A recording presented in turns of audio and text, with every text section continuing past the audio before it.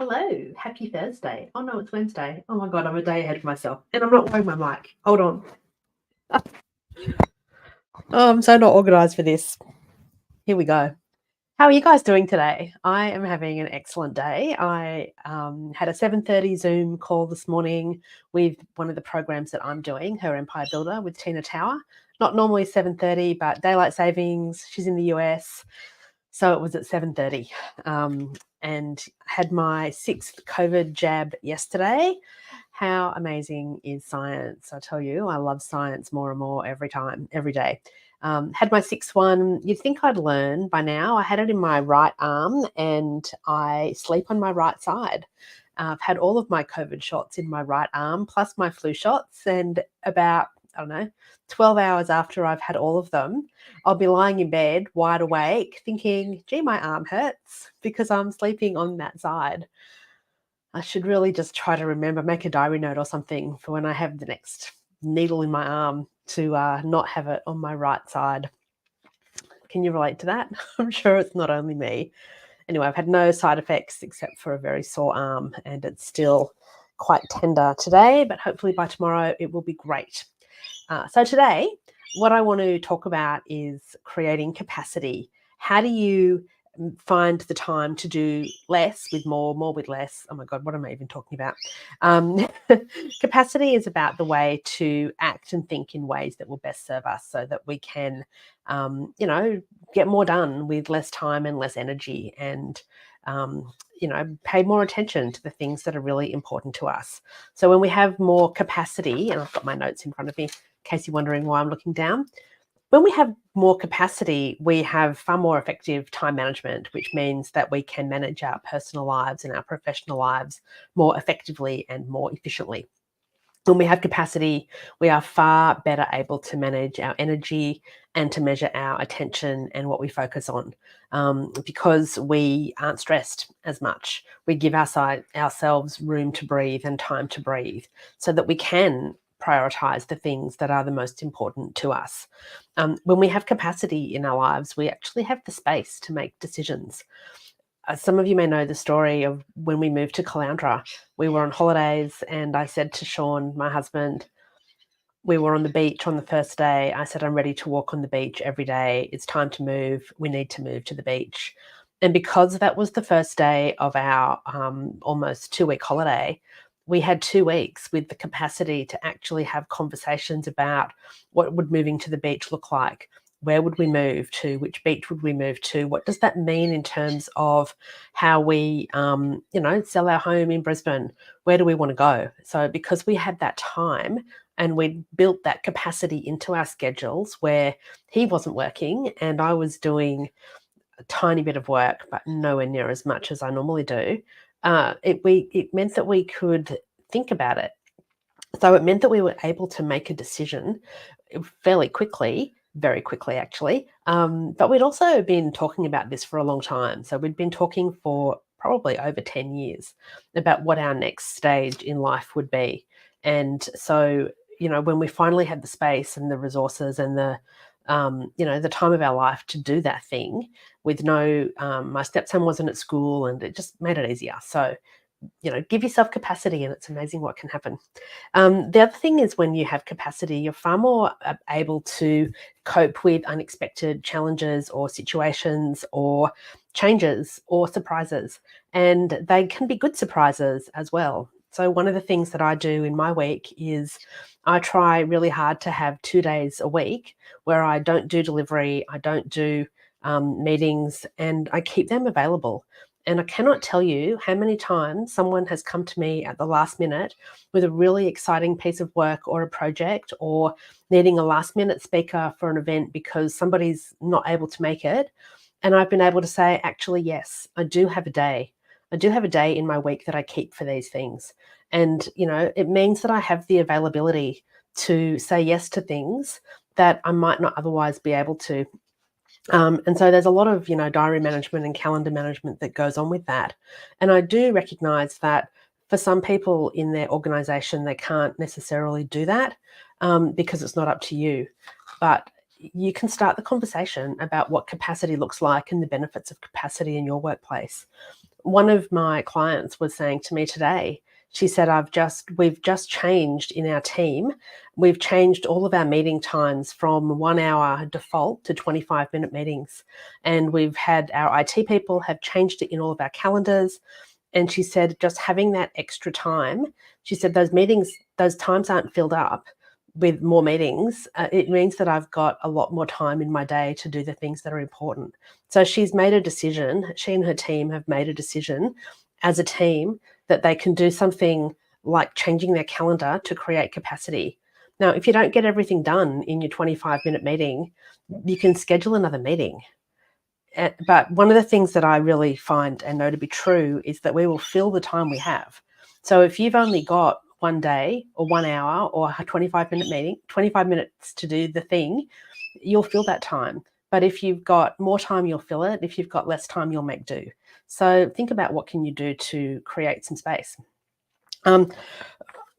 Most of us today are just super busy, and I feel that the word busy is really glorified, as though it's some badge of honor rather than the reality that we strive for. And busy suggests that we don't just have a lot to do, but we have too much to do. And we have that phrase, the busy bees. Busy bees are usually the queen bee, and they're focused, or all the bees actually, but they only have one task, and their one task is to make honey. Busy humans have many tasks. We have many things that we're juggling. We have many things that we're trying to do. And we need to be recognizing that we can't get everything done, and that is okay. One of the best books I read last year was Oliver Burkeman's 4,000 Weeks. And if you haven't read that book, I highly, highly recommend it. It was incredibly confronting, and for many reasons. But one of the things that the whole premise behind the book is that the average person has 4,000 weeks of life. If we live to be 80, we will be alive for 4,000 weeks. And so one of the things that he asks you to do is to plot out on a map or on a piece of paper, how many weeks through your life are you? And I think you can buy from his website a piece of paper that's got 4,000 squares on it that you can cross off all the ones you've done. And I'm more than 40, I'm 53. So the majority of my boxes will be ticked. And when I recognized how many years I have left, and when I looked at all the things I still want to do in my life, assuming I live to 80, and all the places I still want to go, I was a bit depressed because I'd realized that there's not actually enough time to do all the things that I want to do. Particularly to visit all the countries and all the places that I want to visit, because there's not that many years left. So I need to, hop to it and get on a plane a few more times to go to interesting places that are on my list. But he also says that, Berkman says in his book, that we need to start saying no. And we shouldn't just be saying no to the things that we don't want to do. We need to sometimes make the hard decision to say no to the things that we do want to do, because then that will give us capacity to do other things that are really important, or the things that are super important to us and that are our core priorities. And he has a few exercises in the book about how you can work that out. So if it's something you're interested in, highly recommend 4,000 Weeks, Oliver Burkeman. Absolutely fantastic book. But one of the things that Oliver does talk about in his book is that we should pay ourselves first. We need to be prioritizing what we want to do first. So it's getting to the end of the year. It's October. We're in the final quarter. Don't quite know how that happened. But one of the things that I always do, normally sort of late October, early November, is I get a 12-month planner and calendar for next year or for the following year, and I map out, what does that year look like? What do I want that year to look like? And the first things I block out are when I want to go on holidays. I block out any client commitments that I've already made. I block out the long weekends that I want to have. I block out birthdays. I block out, family time. There's a few big birthdays in our family coming up and a few big occasions. So I want to make sure that I've got the time to go to those celebrations. So all of that gets blocked out because they're the most important things to me. Every week and every month, I look at my calendar and I block out times for the important things for me.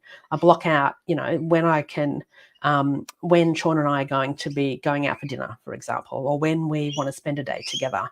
I block out mornings so that I can have my morning routine and go to the beach at least 3 workday mornings a week.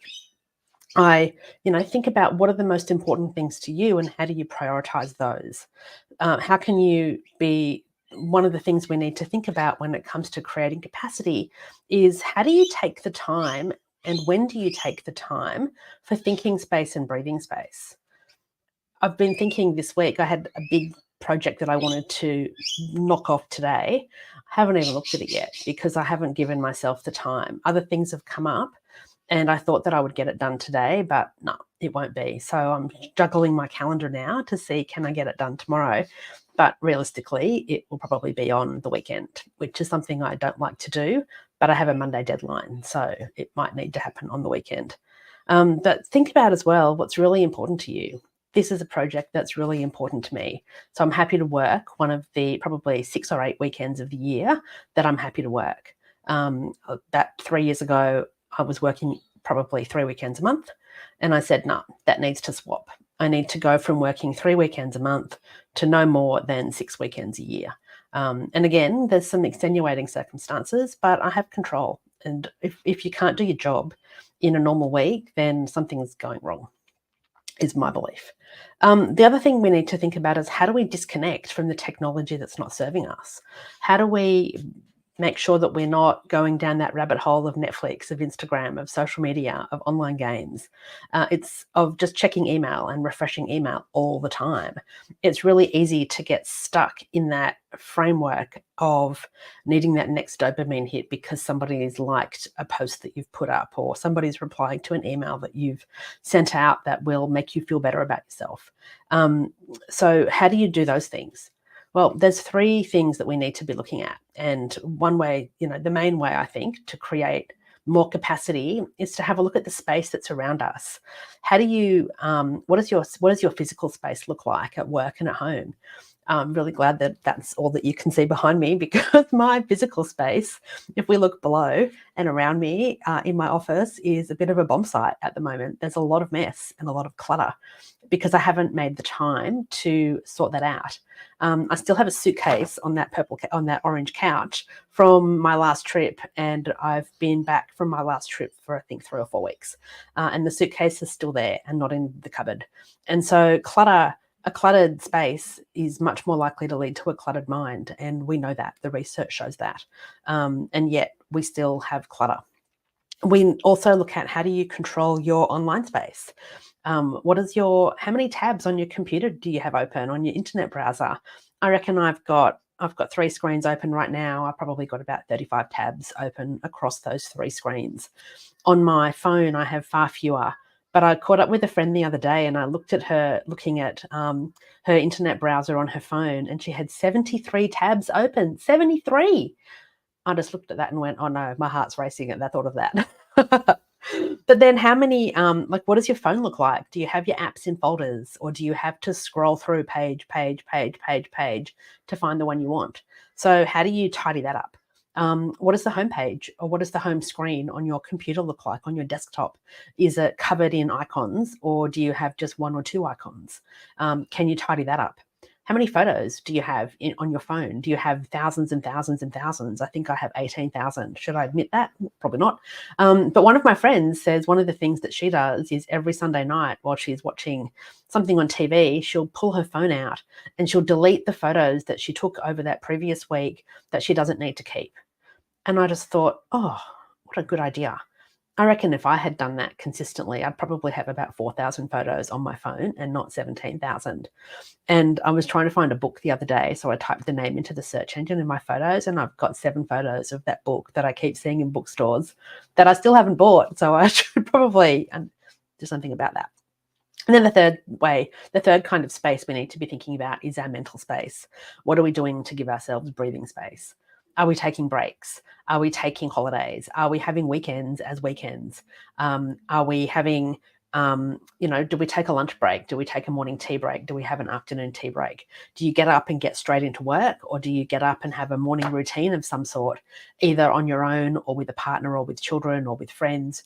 Or do you just roll out of bed and roll onto your computer? which is really easy to do with so many of us working from home. I know the difference for me when we moved from Brisbane to Caloundra. My home office went from being across the hallway from my bedroom, where I would roll out of bed and roll into my office, to being downstairs. So now it's an actual effort to get downstairs. I have to, out of sight, out of mind, really does make a massive difference for me. So how do you protect these spaces? Well, I've already said once, let's declutter. By thinking about how can you declutter, we have clutter in all of these spaces, physical, online, and mental.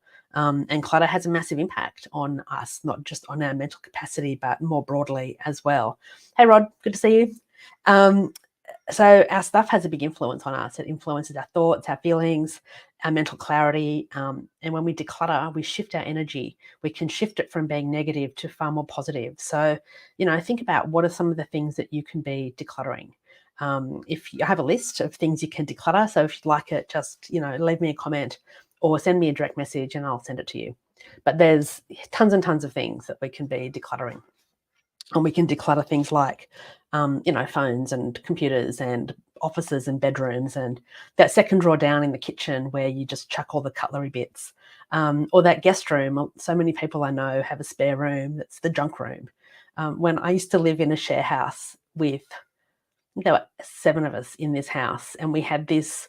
My bedroom was in the attic, and there was a little room that was the junk room. It was the sports room. There were 7 of us, so this room had 7 bikes, probably 14 sets of sneakers and running shoes. It had 5 sets of skis. It had 6 snowboards. It had about 11 bicycles, because a few of my housemates were into cycling and owned about 3 or 4 bikes each. And so for me to get from the main part of the house through this room up the stairs to my attic room was quite the challenge. It was such a cluttered space. And there were times when I'd just be, moving things so that I could get through. And when we did a house tidy up of that room, I just felt so much relief, because I knew that I could come down in the middle of the night to go to the loo without falling over a random roller skate or something. So I've just realised I've been talking for 17 minutes. I don't normally run these lives for quite so long, but clearly I have a lot to say. So if you'd like to know more about how you can create some more clarity and create some more capacity in your world, get in touch. I'd love to have a chat. Before I go, I will just say the doors to my Thriving Leaders program are open. They are open until Friday night. One of the things we talk a lot about in this program is how do you create capacity, and I've got a module on capacity, and we talk a lot about what I've just talked about, but also going much more deeply into things like what's the impact, and what are some practical ways that you can create more capacity in all the different elements of your world, and how do you, what does it mean to you, and how do you I hold your hand as we go through that process together, because I know how hard it can be to be decluttering. Even just decluttering, that second kitchen drawer can be quite challenging sometimes. So I give a lot of practical guidance and advice around how to do that. If you would like to know more about Thriving Leaders, the link's below. And if you're on Instagram, it is melkettle.com/Thriving Leaders. Thanks to those following me on Instagram right now, Kate, Marianne, a few others, Tony. What else am I going to say? Oh, I'm doing another live on Friday afternoon, 2:00. Talking a lot more about Thriving Leaders and what's in it, what you get. So if you're interested, join me then. And I'm doing a very poorly promoted webinar tomorrow morning at 10:00 on managing your energy. So if you would like to find out information about that or sign up for that, melkettle.com/masterclass will get you to that. As I said, very poorly promoted. So I'd love to see a few more people come along to that, where I talk about what can you do to manage your energy and maintain it. And funnily enough, creating capacity and managing your energy are very closely linked to each other, because when you have one, you're far better off at the other. And it's this cycle of more capacity, more energy, more energy, more capacity. So yeah, it all links nicely in together. So I will stop talking now and let you get on with the rest of your Wednesday. It's not Thursday, it's Wednesday. Thank you so much for listening, watching, joining. If you have any questions about what I've talked about in this session, please get in touch. If you would like more information about Thriving Leaders or to sign up, please let me know. Really happy to have a chat about it. And yeah, I will be back on for a live on Friday afternoon at 2 o'clock. And then from next week, once the doors to Thriving Leaders have closed, I'll be doing lives probably every Monday and Thursday, I think is what I'm going to do for the next few weeks, because I'm in a rhythm now and I'm really enjoying this. It's giving me some great content ideas for other things as well. And yeah, it's fun to play with a bit of new to me technology. So yeah, thanks very much. And I will catch up with you soon. Bye.